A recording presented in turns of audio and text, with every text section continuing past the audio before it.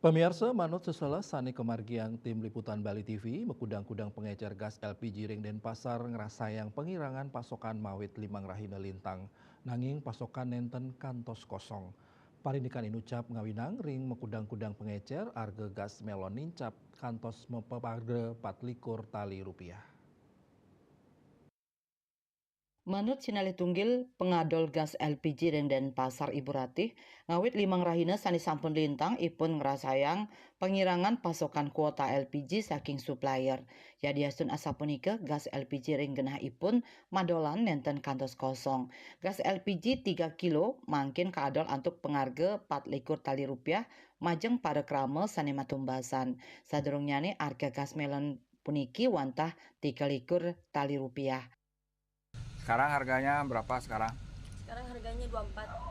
24. Naik lagi 1.000 berarti ya? Ya, Sejak kapan gini ya?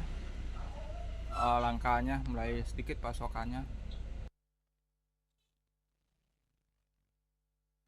Buratih mepengabdi pasokan LPG saking supplier mewali normal, miwah pengarga gas mewali tedun, mawinan nenten ngawi krame pakewo. Agus Sudiatmike Bali TV.